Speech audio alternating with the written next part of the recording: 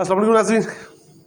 नाज़रीन, आज सारा दिन मेरे ख्याल में अक्सरियत आप में से भी टीवी के साथ बंधी हुई होगी, तो अब आपको समझ लग गई होगी कि 131वां नंबर एवं नहीं मिल जाता है, मेहनत करनी पड़ती है उसके लिए। हमारे अदालती निज़ाम को दुनिया में 134-35 में से, या आई थिंक 36 है, 35 नहीं सॉरी 36 है, उसमें से 130वां नंबर है। बल्कि ऊपर वाले दो तो उनमें तो अदालती निज़ाम ना होने के बराबर है। 134 में से 130वां नंबर पे हमारा अदालती निज़ाम है। सहूलियत हमारी पहले 10 में है जो हम जजेस को देते हैं लेकिन हमारा अदालती निज़ाम जो 130वें नंबर पे क्यों है वो आज आपको सारी समझ लगी होगी। 8 मिनट का केस मैक्सिमम, 8 घंटे लटकाने के बाद फिर उसको हम ले गए जी अगले दिन पे, कल करेंगे। अब मैं सारी स्टोरी आपको समझा देता हूँ, शायद समझ आ जाए। मकसद क्या था? नून लीग ने हमेशा से कोर्ट्स को मैनेज किया, जजेस को मैनेज किया, अपने मतलब के लोग जिनको पहले बार का पंजाब बार का मेंबर बनाया, प्रेसिडेंट बनाया, उसके बाद उनमें से सिलेक्शन करके उनका जस्टिस बनाया, फिर हाई कोर्ट का chief justice and then supreme court ले आए। उन यानी कि अपने लोग नीचे से उठा के भर्ती किए और जिनको अपना मुलाजिम रखा, और जो मुलाजिम नहीं बना उसके लिए हमने वो मरियमबाजी रखी हुई है, वो बड़ी शुड़ी बना लेती है उनकी ब्लैकमेल करने के लिए, तो हाथ के नीचे रखना। इस पे इन्होंने अपने पंजे गाड़े हुए थे। अब सीन इलेक्शन से स्टार्ट कैसे हुआ जी? अब इलेक्शन वोटिंग होगी 186 पीटीआई और काफली के पास, और 179 179 इनके पास आ गए जी, नून लीग और मिक्स 4 के टोटली के पास। अब ये 179 किए कैसे गए आपको समझ आ गई कि PP7 राजा ज़मीर पूरी दुनिया को पता कि हार चुका है बंदा। 1500 वोट रिजेक्ट करके उसको 49 वोटों से जिताएगा। 1500 वोट रिजेक्ट कौन से? जिनके रिजेक्शन की वजह ये थी कि उनकी बैक पे किसी पे उसकी स्टैंप नहीं है प्रेसिडेंट ऑफिसर की, या डबल लगी है। अब जिसमें अवाम का फाड़ नहीं है, अवाम ठीक वोट डाल के, यानी कि उनको रिजेक्ट करने के लिए प्रेसिडेंट ऑफिसर ने बाद में स्टैंप्स लगा के पीटीआई के वोटों पे उनको रिजेक्ट कर दिया। अब मकसद क्या था कि हर सूरत राजा ज़मीर की सीट निकालना। कैलकुलेशन पहले वो कर चुके थे, उन्हें पता था कि हमारी हुकूमत नहीं बन रही। नून लीग का MP डिस्क्वालीफाई हो चुका, उसको लेकर असम्बली से उसको डिस्क्वालिफिकेशन उसकी नहीं की गई, उसका लेटर इशू नहीं किया गया ताकि वो हमजा को वोट डालने के बाद डिस्क्वालीफाई हो। साडा मुंडा वजीर वाला बनना चाहिए था, उसको शौक बड़ा वजीर वाला बनने का, सानू वो यूँ हाथ मिलाने वाला ना, वो वजीर जरूर चाहिए हमें। अब उसके लिए क्या था? पीटीआई के पास है 176 176। अब राजा ज़मीर के अगर वो हार जाती है सीट, इनके पास है 179, इट मीन्स कि इनके पास बचे 178 और पीटीआई के एक बढ़ के हो गया 177, एक वोट का फ़र्क रह गया। अब पीछे बचा वो एक बंदा जिसकी डिस्क्वालिफिकेशन हो चुकी है। अब वो अगर निकलता है तो पीछे 170 बराबर, एक इनका ऑलरेडी उठा के भेज दिया गया टर्की। यानी कि पीटीआई सिंपल एक्सरियत में भी मौजूद थी अगर काफ लीग का वोट कैंसिल हो जाता। सब कुछ पहले से तय था।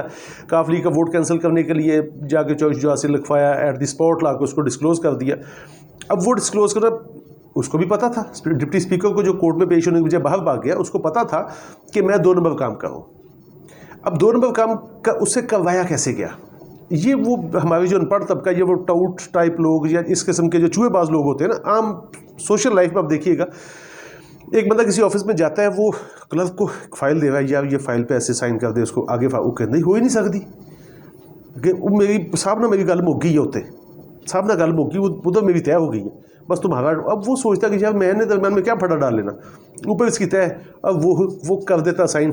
अब ऊपर जाके वो उसको होता है कि ऊपर जाऊँगा, साहब के साथ 100 ताल्लुकात हैं, इधर से उसको ब्लैकमेल कर लूँगा, ये पैसे लगा लूँगा, साहब को मुतमिन कर लूँगा। ये दरम्यान में एक बंदा फंसा पड़ा है, उसको बात सुनवा के उसको उस बंदे के दिमाग में क्या होता है कि साहब ने भी तो पैसे लेने, मैं भी एक को ले ला। तू पैसे पकड़ता, साइन करता, आगे भेजता है। सेम एज यही गेम खेली गई असम्बली के अंदर, वही घटिया रोल, सोच इनकी वही है, वो फड़िए वाली कि डिप्टी स्पीकर से काम करवाओ। डिप्टी स्पीकर ने कर दिया, आगे चली गई। आगे पता था कोर्ट में जाएगा। इनको जाहिर बात है CM की सीट थी, कोई काउंसलर की तो नहीं थी, जाना तो कोर्ट में था उन्होंने। अब इनको इस चीज़ के मालूम था, उन्होंने कोर्ट में जाना है। इनके दिमाग में कहा था जजेस को हम मैनेज कर लेंगे, उसके मास्टर हैं, जजेस को मैनेज कर लेंगे, हर सूरत में कोर्ट में ही जाना। उसको ये कहा गया कि ये कर दो, इनको आगे कोर्ट में जाने दो। कोर्ट में आगे एक दिन कोर्ट में आने के बाद कोर्ट रात को खुलती है, अगले दिन कोर्ट का बेंच सेलेक्ट होता है, उधर चली गई जी है, वो उधर हियरिंग इसकी स्टार्ट होगी, एक दिन होती है, उसको अगले दिन पे ले गए। अब इस दौरान नून लीग को क्या है, मैंने एडवांस में सबको बता दिया कि ये मत सोचिए कि जजेस को पीटीआई के हक में है, ये कसूल पसंदी पे फैसला देंगे, कोई ऐसी बात नहीं, सब बकवास है। नून लीग को हद तक फेवर करेंगे जहाँ तक हो सके। अब यहाँ पे फेवर क्या कर सकते थे, एक वकूआ हो गया कैमरे के सामने, बिलफर्ज बंदे ने कैमरे के सामने एक बंदे को गोली मार दी, कैमरे में रिकॉर्डिंग मौजूद है, जज उसको बरी नहीं कर सकता, लटका सकता है कि भी पीछे अपनी को इनके साथ पैचअप करने को भागने का रास्ता नहीं, तो इधर से अदालत छोड़ के निकल जा, भाग जा, पकड़ा तूने जाना ही है। अदालत इससे ज़्यादा रिलीफ उसे नहीं दे सकती, मैक्सिमम रिलीफ उसे जज जो दे सकता तो उसने दे दिया, उसका केस को लटका के उसको कब पुत्र नस जा, नहीं तो फंस गए। यही अदालत ने सेम ऐस किया, वकूआ हुआ, कोर्ट में गए, कोर्ट अगर आज के दिन में इसका फैसला कर देती तो आज ये कोर्ट में मौजूद थे।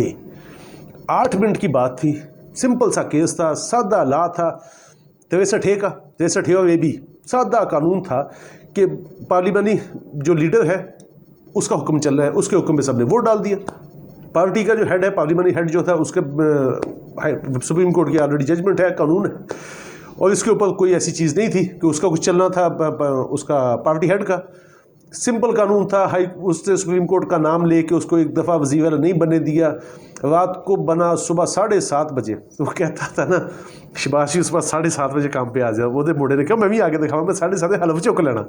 तो ये भी पाकिस्तान की तारीख में पहला हलफ जो बंदा सारी रात कुर्सी पे बैठा हुआ होगा कि मेरी आँख ना लग जाए, मैं सुबह वज़ीर बनना, इसके शौक में बैठा तो था वो बन गया। आज कोर्ट ने गेम क्या किया आप समझ लीजिए, उसने मैक्सिमम फेवर इस मिक्स चार को दिया। कहना कि पीटीआई के साथ बड़ी पहले इनको कहा कि आप एक हाइप क्रिएट करें, इन्होंने हाइप क्रिएट की कोर्ट के खिलाफ। यही बयानात क्या इमरान रियाज खान ने ऐसे बयान दिए थे जो आज उन्होंने दिए, इनके खिलाफ कोई एक्शन लेगा? अब बात है कि अनोखा लाडला, अनोखा, ये इमरान खान को अनोखा लाडला शो करने की कोशिश, अनोखे लाडले ये हैं पलेठी दे पुत्र। अब इनकी हर चीज़ चल रही है, यही सब कुछ अगर पीटीआई में से किसी ने बोला होता तो आज अदालत में खड़ा होता। जो कुछ सुबह से इन्होंने प्राइम मिनिस्टर हाउस में बैठ के बोला, जो जो बकवासियात आज इन्होंने कर दिया कोर्ट के मतलब, अदालत फ़ौज के मतलब नहीं बोले। ये मैं पहले बता चुका हूँ कि फ़ौज हाथ उठा गई है, फ़ौज के पास जो इज्जत बची थी उससे अगर मैं ऐसे बचा लूँ, यही बहुत तगड़ी बात है। इन्होंने फ़ौज को टका के जलील करवाया, फ़ौज इनके मामले में जेन्युइन न्यूट्रल स्टेप पे चली गई थी। आज 7 दिन फ़ौज के साथ चक्कर लगते हुए नई बात बनी। जज ने जो मैक्सिमम रिलीफ किया था, जज ने रिलीफ दे दिया कि जी मैं आपको शाम तक लटकाए रखता हूँ, अब कल तक दूंगा। अब कल बचने का हल क्या था जी, भाग जाओ वरना फंस जाओगे। कल अगर कोर्ट में पेश होगे तो मुंह पे जज इनको, अब एक तो इनको उड़ाएगा, फिर डिप्टी स्पीकर की सीट जाएगी। अब तरीक़ाकार इनको क्या बताया गया कि जी इसका बाइकाट कर दो। अब उन्होंने कहा हम इसका बाइकाट करते, फुल बेंच नहीं बना, क्योंकि फुल बेंच हमेशा वहाँ बनता है जहाँ केस क्लियर ना हो रहा हो। इस केस की 3 जजेस हैं, उनकी बात समझ में निकली, और उस पर फुल बेंच बन जाए, सबका ओपिनियन है, जो ज़्यादा होगा 9 में से अगर 5 है तो उसके ऊपर फैसला हो जाएगा। अब 3 जजेस हैं, तीनों को क्लियर, 3-0 से फैसला होना है, उस पर फुल बेंच कैसे बन जाएगा? पॉसिबल ही नहीं है। कोई कानूनदान, कोई साइकिल चोरों का जो वकील है वो भी इस कानून को समझता है कि ये किसी भी सूरत डिस्क्वालिफिकेशन से बच नहीं सकते थे। सीएम साहब ने उड़ना ही उड़ना था, भागने का रास्ता क्या दिया जी, अब आप लोग जवाब दे दो। इन्होंने आज जवाब दे दिया, इन्होंने बाइकाट कर दिया है, सुबह नहीं पेश हो गए, अपनी बची खुची इज्जत बचाने के लिए आज सुबह एहतजाजी रैलियाँ निकालेंगे जी हमारे साथ कोर्ट ने ज्यादती कर दी। ज्यादती जेन्युइन आज उन्होंने खान के साथ की, पीटीआई के साथ की, उनका ब्लैक एंड वाइट केस उसको लटकाने के बाद अगले दिन पर डाल दिया, उनको भागने का रास्ता दे दिया। ये थे अनोखे लाडले। इनके मतलब हमेशा पहले से बता चुका हूँ, फौज इनके सरों से हाथ उठा चुकी। अब ये सबको पता है, लेकिन गद्दारी का कोई भी केस अदालत ना सो मोटो लेगी, न इनके खिलाफ कोई फैसला देगी, कोई दरख्वास्त भी जाएगी गद्दारी की, तौहीन अदालत की, किसी चीज़ की, अदालत में 2 टोक अल्फाज में बता रहा हूँ, अदालत कुछ नहीं करेगी। अब आपको समझ आ गई होगी कि अनोखा लाडला कौन है। और 130वां नंबर एवं ही नहीं मिल जाता, बड़िया मेहनत करनी पैंदियां, एहो जिहियां चवड़ा मार के 130वां नंबर मिलता है। तो हम कोई दुनिया में कोई अदालती निज़ाम इतनी मेहनत नहीं कर सकता, ऐसी चवड़े नहीं मार सकता। इस बात को समझिएगा। अभी सुबह इन्होंने जो नैरेटिव बिल्ड करके इस कौम को बेवकूफ़ बनाना है कि हमारे साथ ज्यादती हुई है, इनको जजेस ने ठोक के रिलीफ दिया, भागने का रास्ता दिया, बाकी सब ड्रामेबाजी है, ये जजेस साथ इन्वॉल्व है। मैं ठोक के कहता हूँ जिसने जो कार्रवाई करनी मेरे खिलाफ कर सकता है, मुझे इन चीज़ों से डर नहीं है। तो इन्हें अदालत में सजाए मौत नहीं होती है, मैंने बहुत कुछ भुगता है लाइफ में। जज़ाकल्लाह जी, थैंक यू वेरी मच। इस बात को बैठ के सोचिएगा। अल्लाह हाफिज़।